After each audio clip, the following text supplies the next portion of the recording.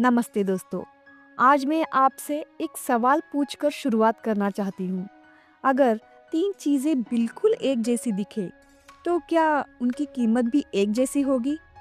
शायद आप कहेंगे हाँ, लेकिन एक राजा के दरबार में ऐसा नहीं हुआ।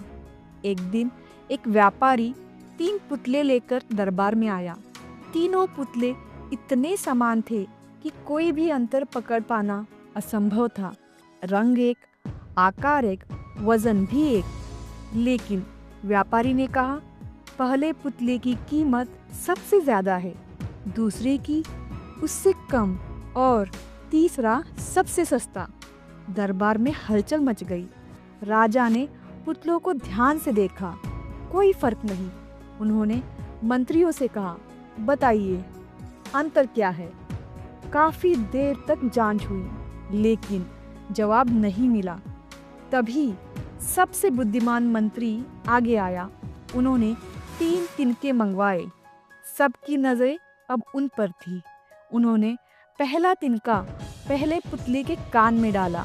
तिनका अंदर गया और गायब हो गया।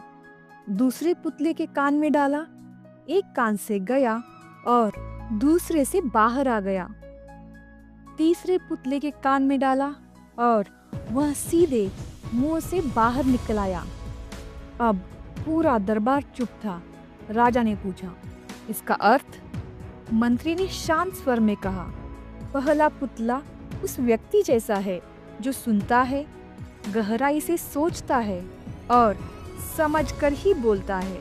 ऐसे लोग दुर्लभ होते हैं, लेकिन समाज की नींव वही होते हैं, इसीलिए उनका मूल्य सबसे अधिक है।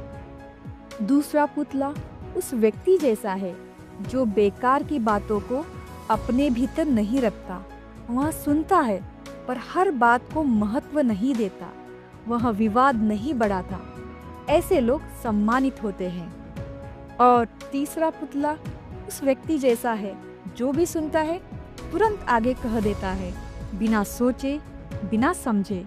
ऐसे लोग शब्दों की जिम्मेदारी नहीं समझते और धीरे धीरे अपना मूल्य खो देते हैं। मित्रों, यह कहानी पुतलों की नहीं है, यह हमारी है। हर दिन हम तय करते हैं हम कौन सा पुतला बनेंगे। क्या हम सुनकर सोचेंगे?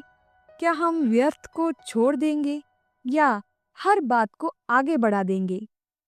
याद रखिए, शब्द हवा में उड़ नहीं जाते, वे दिलों में उतरते हैं।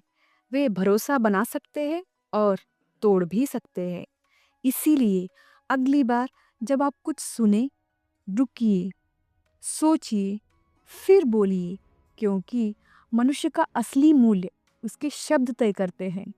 इस कहानी को देखने के लिए धन्यवाद। जय हिंद।